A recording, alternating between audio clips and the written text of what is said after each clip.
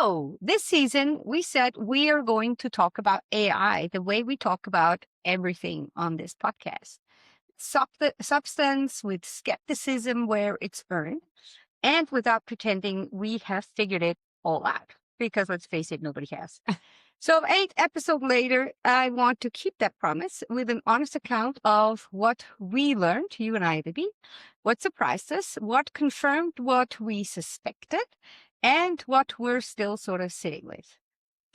So the world kept moving since we started this season a couple of weeks ago, and the conversation about AI in my perception has gotten louder, messier, and more honest all at the same time. And there are things happening right now that belong in this episode, and I wanted to make sure that we talk about them. And I have you, Libby, back with me because the most useful conversations about hard things tend to happen between people who have tried the thing and are willing to say what they have found, honestly.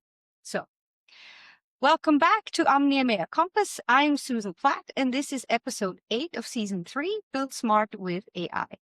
We are recording in the second half of June 2026. And so this episode, the final one in the season, is one I've been looking forward to since we planned the entire season. It's a conversation about what changed, what surprised us, and what we maybe would do differently. Libby O'Loghlin is back with me, and this feels exactly right. So welcome back, Libby. Thank you, Susan. I've been kind of watching the season unfold, and just as the audience has, and it has been very enlightening for me. And it's always good to hear kind of a raw take on what's actually going on, and in an area that just has a ton of hype around it. It does have a ton of hype around it, and honest is what we're going for on this podcast. And I think that this is a good frame for this final episode because by now the things we've learned look quite differently from what I would have predicted in May, at least in pods. Yeah. And so here's how we're going to be structuring this episode today. Mm-hmm. As always, we have the 3 different waypoints.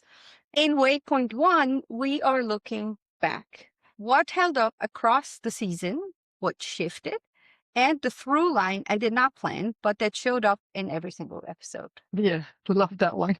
So then episode 2, we're going to get into what is happening right now outside in the big wide world. Because while we were making this season, the evidence about AI, the good, the bad, and the honest, not the good, the bad, and the ugly, maybe it is, and the uncomfortable, has been piling up. Mm-hmm. And I'd like to acknowledge that in this conversation. And then finally, in waypoint 3, we're getting a bit personal. So Libby and I will each share the thing that we did not expect to learn when we were setting out.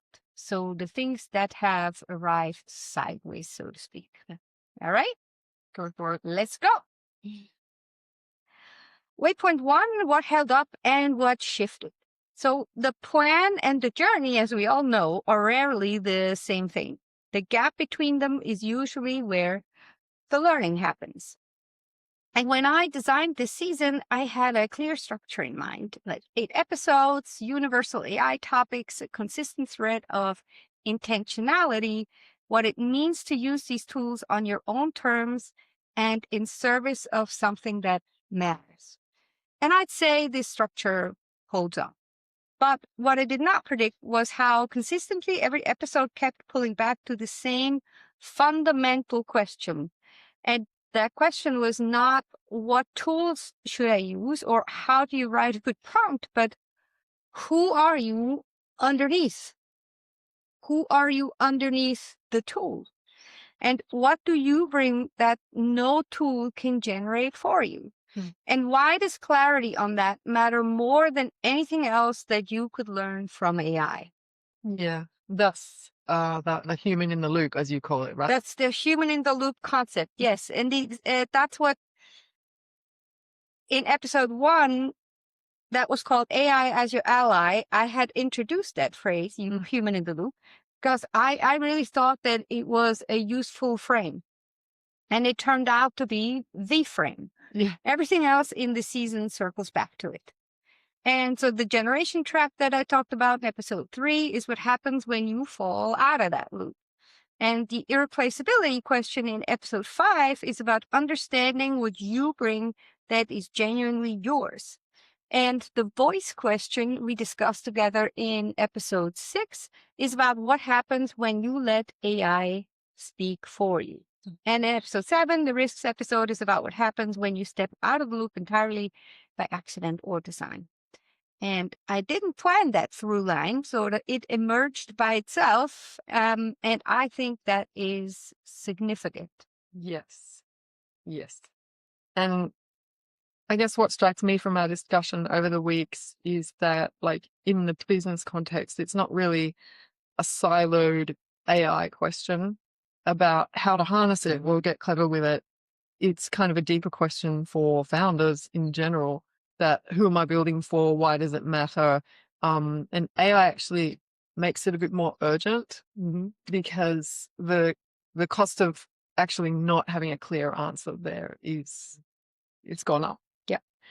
And in terms of what held up over the past weeks and what shifted for me, I can say that I plan to focus our conversation in episode 6 on the practical part of not losing your voice, like how to use the tools and what to hand off and what to keep and so on. And we did cover that, and as well as those deeper questions that we just referenced. But afterwards, when I was reflecting on it, I realized there is still so much about what it is to be human that needs to be brought into our awareness, if you like, or defined within that professional workspace. And what I really liked was your take on trust and the fiduciary framing, where, as you say, one person is entrusted with something on behalf of another, and how that relates to kind of ensuring that your voice is a reflection of you and your values. Yeah. Which someone else has entrusted with their business needs, attention, time, and all that good stuff. And it's an exciting area, and I think we still have a lot to learn. And so, yeah, I think what we said still holds, and I think it's going to be interesting to see where things go from here. From there, yes. Yeah, and I should say that if anyone has been listening to this season and feeling behind or feeling like everyone else has already sorted this out and they're still at the beginning, I just want to reassure everybody that nobody has sorted it all out. And the tools we're talking about in episode 1 have already changed since we recorded it. Yeah. And the best practices are being written in real time. So by people who are trying things and failing and adjusting and trying again, and you cannot be behind in something that is still being invented, right? Yeah. It's just not possible.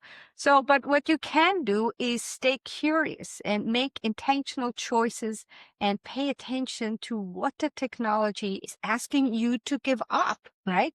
Because the things worth protecting are not obvious until you have already let go of some of them. And I will add, the people who are navigating this best right now are not the ones who adopt it fastest. They're the ones who stay curious without losing their footing, right? So keeping up with AI can look like anxiety wearing productivity's clothes, but it doesn't have to. And the intention of this season of the podcast has been to offer an alternative to that. So that leads us to Waypoint 2, what the world is telling us. And the world's media headlines this season have not been neutral, so let's dive into that a little bit. And I want to talk about some of the AI-related insights that were reported out in the world while we were making this season, because I think it's relevant to what we covered and to what we got right now and to what I think could have been emphasized maybe more. And I want to start with something that made me sort of very uncomfortable when I heard about it. And this was the KPMG, one of the big 4 accounting and consulting firms in the world, published a report titled Total Experience, Redefining Excellence in the Age of Agentic AI. And it was a flagship report about how AI is transforming organizations. Big, authoritative, and full of citations. And it turns out that out of the 45 citations in that report, only 5 accurately pointed to real intact sources. So 40 of the 45 titles were fabricated, made up by the AI that appears to have helped write the report. KPMG pulled it from their website. Surprise, surprise. Yeah, so it's a report about AI, written with AI, full of errors and, bit ironic. Mm-hmm. And so, but KPMG are not alone. Ernst & Young Canada pulled a cybersecurity report just a couple of months ago after discovering that 16 of its 27 citations were completely fabricated. Deloitte refunded part of a government contract after AI hallucinations showed up in one of their reports. So these are not small operations with inadequate quality control. This is the stuff that totally baffles me, right? These are among the most resourced professional services on the planet. And the research firm that uncovered the KPMG issue coined a term for what happened. So it's called vibe citing. And where an AI stitches together fragments of real sources, invents titles, or produces references that look completely convincing until somebody clicks them and does a fact check. It is the citation equivalent of something that looks polished and is hollow. Yeah. And that's some of what we were talking about in episode 6, isn't it? When we pointed to one of the problems with AI generated content that reads authoritatively but just has no substance. Zero whatsoever. substance, yeah. And I think you told me about that great term, workslop. Yeah. Workslop. I love it. Such a good word. And it's the term for a pattern that occurs in a workplace context specifically. So Stanford University and BetterUp Labs coined it, Workslop. It's AI-generated work content that masquerades as really good work, but lacks the substance to meaningfully advance a task. So their research found that around 40% of workers received Workslop from a colleague in the past month alone. And dealing with each instant cost, on average, nearly 2 hours of rework, right? So think about that. Yeah. And in terms of figures, for a 10,000 person organization, they calculated that adds up to over $9 million a year in lost productivity. $9 million. So not in AI going wrong in a dramatic, visible way, but in AI producing something that looked finished and was totally not. And somebody else having to do the real thinking and the cleanup, right? Yeah, I guess that's the thing about the use AI everywhere as a mandate without guidance. It creates exactly that situation. I personally don't think people are inherently lazy.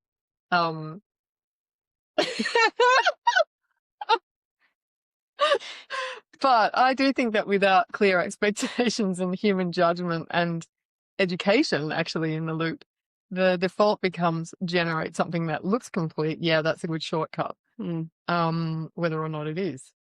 What I find striking about that Workslop research is that it is what it does to kind of working relationships, because the study also found that people who receive Workslop from a colleague start to see that colleague as kind of less creative and less capable and actually less reliable. And so that's actually not just a productivity problem, right? That's a trust problem. Yeah, that's only getting back to the trust issue in the earlier episode where it's all interconnected and where I say, you abdicate also your accountability for the quality of your work. And I'm just absolutely flabbergasted at the fact that this can happen, and it happens to these massive firms. And where is the quality control? It's at some point everybody has big titles, but who does the fact checking, right? Yeah. It's beyond me. And with the trust, for me, and I think everybody else, listeners have learned this maybe also the hard way, but so trust, once it starts to leak, is really slow to rebuild, right? So it's easy to break it, but to rebuild takes a lot more time. Yeah. And there is also the corporate rollback story, which I think is worth dropping in here. And a study from Cinch published a couple of months ago, in May 2026. So surveyed over 2,500 senior decision makers across 10 countries. And it found that 3 in 4 enterprises had rolled back a live AI customer service agent shortly after deploying it. Wow, because it was like a big hallucinator, or? Because after it started interfacing with real customers, if the customers pushed back with something that wasn't learned and built in, the bot couldn't handle the emotional register of a real complaint, right? So that's the kind of lateral problem solving a frustrated customer needs. And it can answer an expected question, right? So, but it can't navigate the unexpected one. And I totally get it though, because I personally had something like that happen a couple of months ago when I wanted to order an online voucher for my niece for her birthday.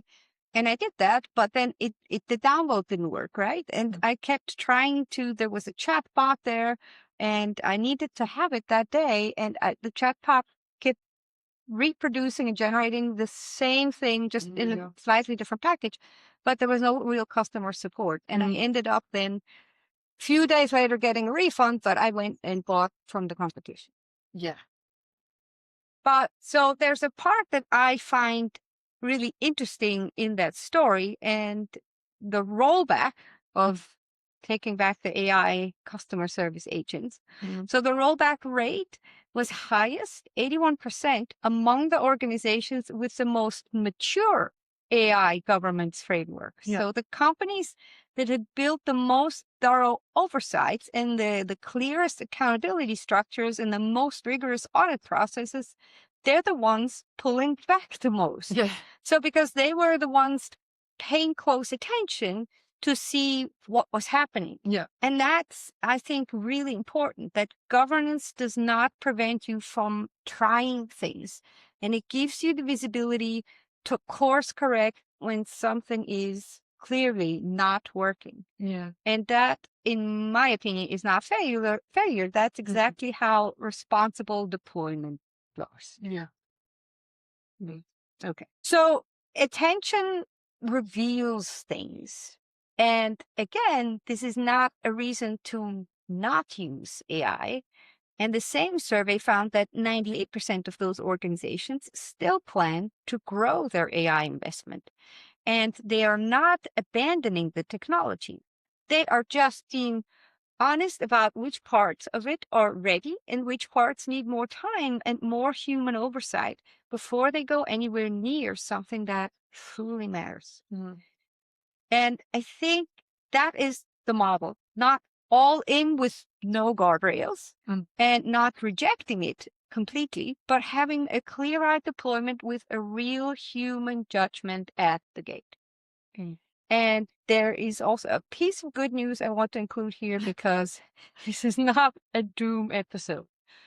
And I like the good with the bad. It's at the same time keeping it human. Keeping it human, right? So first, a bit of background, like PricewaterhouseCoopers Global AI Jobs Barometer found that industries most exposed to AI saw a productivity growth of 27% between 2018 and 2024, compared to 7% in the years before.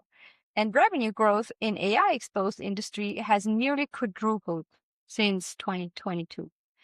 So, and for all solopreneurs specifically, for everyone listening to this, the tools that are mature and well understood are genuinely working for the most part, right? Research, first drafts, admin, synthesis, structure. We talked all about that in earlier episodes. And the friction reduction in those areas is real, and it really compounds over time. And the pattern that keeps emerging from all of this research is the same pattern this season has been built on. AI works when the human is clearly in the loop, and when there is real judgment at the quality gate, and when the tool serves the thinking rather than replacing it. And every piece of evidence from this year, the failures and the wins, points to the same place. And the the part that really impresses me, what AI is beginning to do in science and in medicine is extraordinary. Microsoft research has said that in 2026, AI will not just summarize papers or answer questions, it will actively join the process of discovery, like, right? In physics, chemistry, biology, generating hypotheses and running experiments and collaborating with researchers in real time. And we are already seeing this in drug development and material science. And scientists are working on designing enzymes from scratch to perform tasks that evolution never created. So that is not efficiency, that is fundamentally a new kind of capability. Yeah, it's I know. real sci-fi, isn't it? It is real sci-fi. Star Trek sick bay in the harder. I mean, the idea that AI might help find solutions that have eluded human research and investigation for decades, it's that's different in kind, not just degree, isn't it? Yeah, it is. And it is important to be aware of and hold on to both realities at once, I think. Because AI used carelessly by a consulting firm produces fabricated citations that mislead other researchers and damage institutional trust. And AI used well by a research team might help find a treatment for a disease that has defeated human-only investigations for many years. So the tool is the same, but the human in the loop is what changes the outcome. And there's a prediction from InfoWorld I find super interesting for founders specifically. So the bottleneck in building new products will no longer be the ability to write code, but the ability to creatively shape the product itself. So the constraint shifts to human judgment, vision, and voice.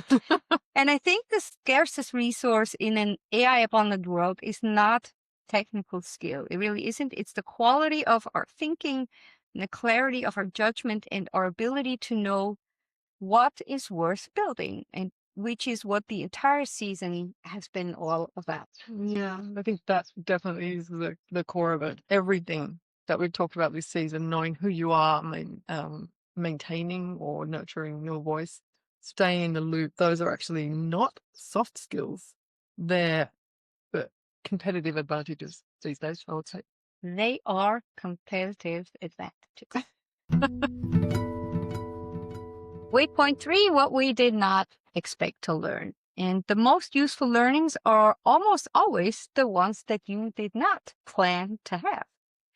And so it's my turn to be personal, and I expected to come out of this season feeling more settled about AI, more confident, like I had pretty much backed the territory, because that's what I do, right? I get excited. See, but what I came out of it feeling is like it's more humble, not less capable or necessarily, but really more humble.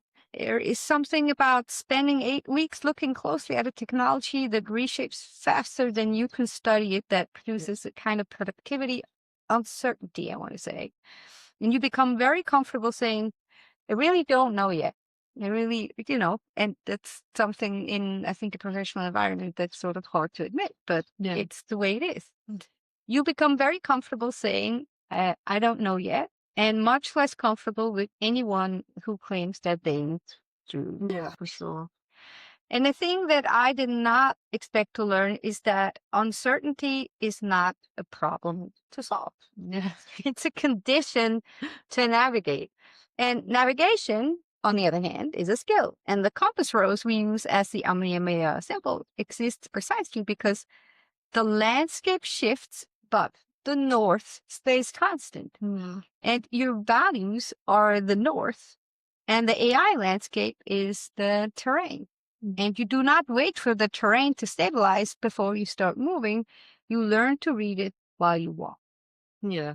Yeah, I love that. And it is a nice affirmation, isn't it, of the brand's foundations. It is. Like, my unexpected learning was about speed. So I say this as someone who's built a career working with content and its people, as I say. And with people, including myself, who have a lot to say and finding clear and efficient ways to say it, I assumed AI would make content creation faster in a way that felt straightforwardly easy. And it does make it faster, sort of, in some cases. But actually, faster didn't feel the way I expected it to. Okay. Yeah.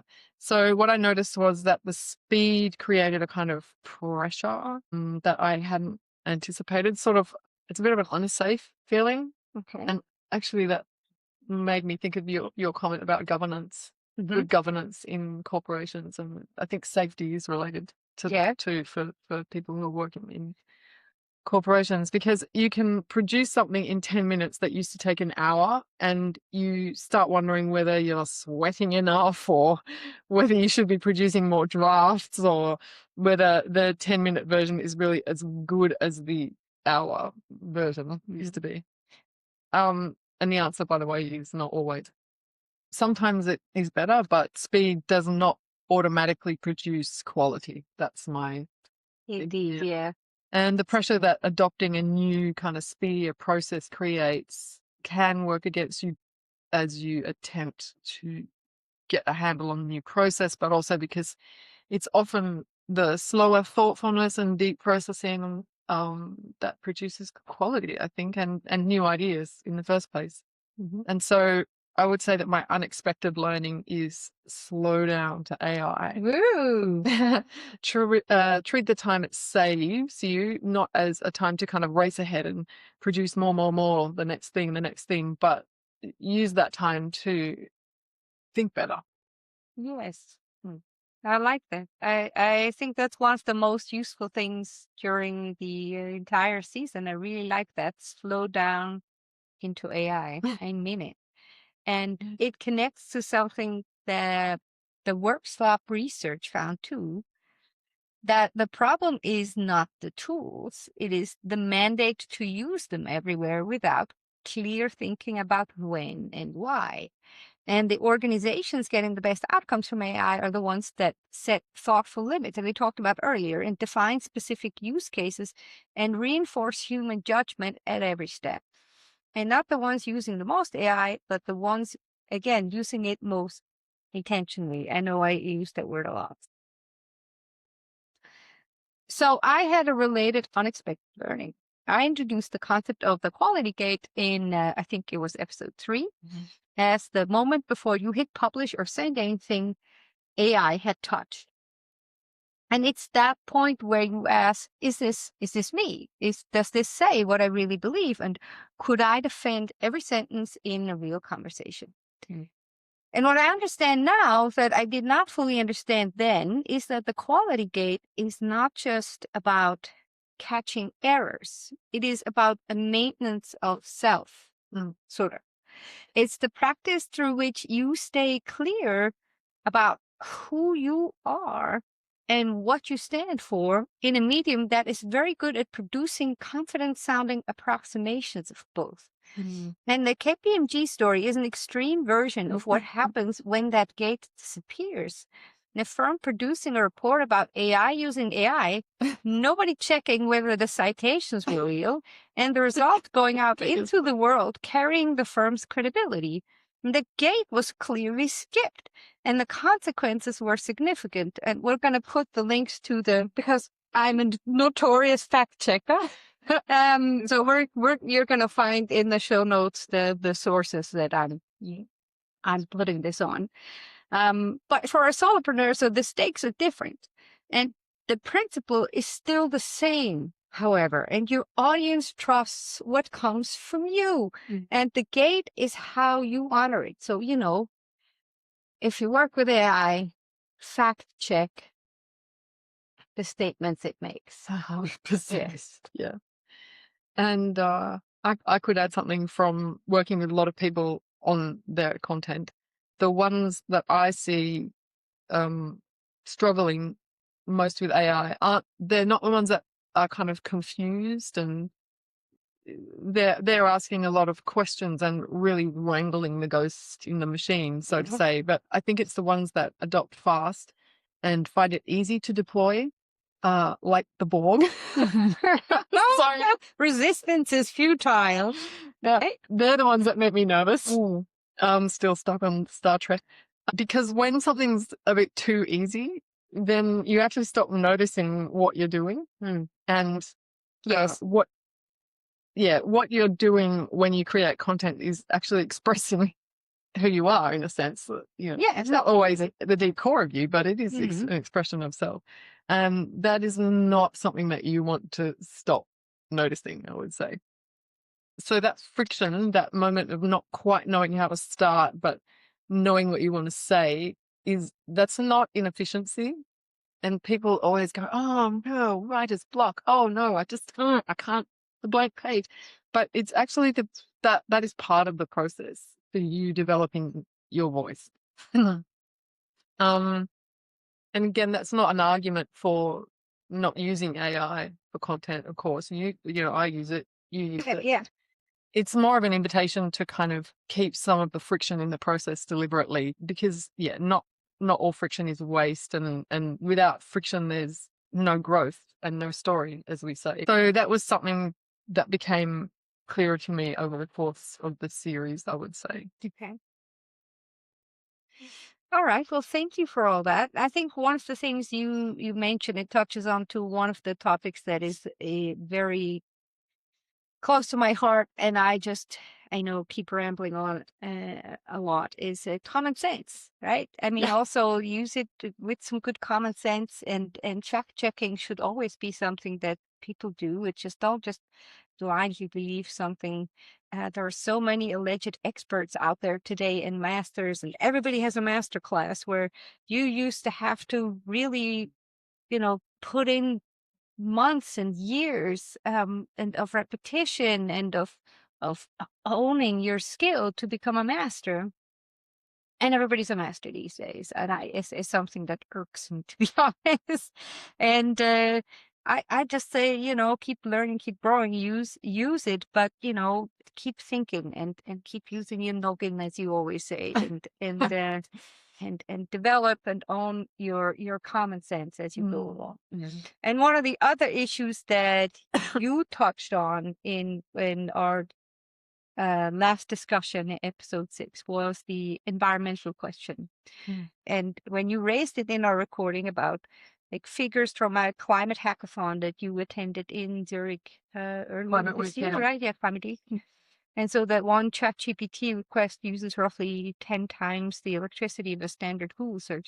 But though, bracket open, if you Google search something now, it automatically does the AI search too. I don't think there is you cannot deactivate it, right? There's just no longer actually, that's a good question, because I don't know. Yeah, no, but I mean, actually, since the Climate Week, that has started happening automatically. And I thought, mental note, need to look at that and work out if I can turn that off. But yes, neither of us has done it so far, but it's one of these things that just come up. And, obviously I'm sure that might be available or has to be available at some point. Or maybe, go for some different search engines that might be developed in the future. Ecosia is one. Okay. Anyway, something to look into that is a question mark at this point. But so coming back to that, you said that AI companies are not particularly transparent about their full environmental footprint, and that the numbers at scale are genuinely significant with regard to our planetary resources. Yeah. And I think you're right that the concept of use it with intention has to include going further back and asking whether this particular task really needs an AI tool. Yeah, so I think the pause kind of works to protect your own clarity, which helps you nurture your own voice, which fosters trust. Yes. And it works in favor of the environment. So I take that as a win-win-win-win. And actually, I think it's very aligned with the whole anti-hustle position of Omnia Mea that your brand is built on. Doing less, more intentionally, and I guess that's a business principle and an environmental one. So takeaway and close. 8 episodes, 8 weeks. Mm-hmm. And here's what we learned. A human in the loop is not a metaphor. It is a practice, and one that requires like active maintenance and not a one-time decision. Evidence from this year makes that clearer than ever. And the firms that got into trouble with AI were not careless companies. Let's be clear on that. They were organizations that just skipped the quality gate, that let the tool do the thinking without a qualified human checking the work. And that can happen at any scale, including yours and mine. So speed, as you pointed out, is not the point. Intentionality is. And intentionality sometimes means choosing to go slower or not using the tool at all. Use your own brain and don't lose the skill. The question AI raises about who you are and what your work is worth are not new questions. They are old questions, just with a really new urgency. And that urgency is not a threat. It's an invitation. And building smart does not mean building fast. It means building from a foundation that is genuinely yours, with tools that serve toward something that matters. Yeah. Can I also add something about community? Please, go ahead. Because I don't think this is something that any one of us figures out alone. Yeah, agree. And Susan, you and I have had a lot of conversations over this season, in and outside the studio, about what we're noticing and what's working, what we're concerned about. And those conversations, I think, have really shaped what we've decided to talk about and what you've brought forward. And I think having conversations is really the best way to make sense of the landscape that's just constantly changing like this.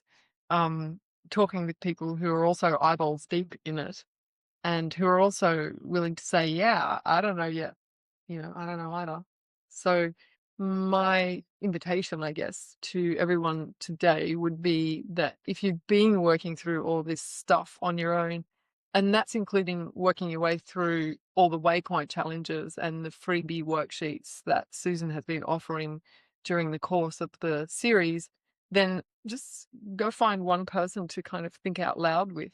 Doesn't have to be someone who knows more than you, someone who's also paying attention. And then I'd say the quality of your thinking about AI will actually be shaped by the quality of those conversations. So, I absolutely agree. and have fun. And have fun. So, as always, we have some takeaways. And the 3 takeaways from this season and from today, I think, is, and I keep reiterating this, you are not behind. No FOMO. The landscape is moving faster than anyone can fully track. So start where you are and use what you have and pay attention to what you're learning. That's also really important. And the second is I really love this, slow down into AI. So the speed AI offers is a resource and it's not a mandate, right? So use the time it saves to think better, not just to produce more, right? There's a quote I have in my office that says, it's not about the length of life, but the depth of it. And I think it goes back into this discussion. What are you going to do with this time? There's a lot of people I know, they don't know they want to live 100 years, but they don't know what to do on a rainy afternoon. So all that time you're getting back, what are you going to do with it? Use it with intention. We'll do something good. And the third is the one this podcast has always been built on long before AI was part of the conversation, is know what you carry. So omnia mea me comporto means all that is mine I carry with me. For those who are not familiar with why I named my company omnia mea. And so Cicero, quoting the philosopher Bias, said it as he walked away from a city as it was being destroyed, and with nothing material in his hands. And what he carried was what could not be taken, like his knowledge, his values, his judgment, his integrity, and his way of seeing the world.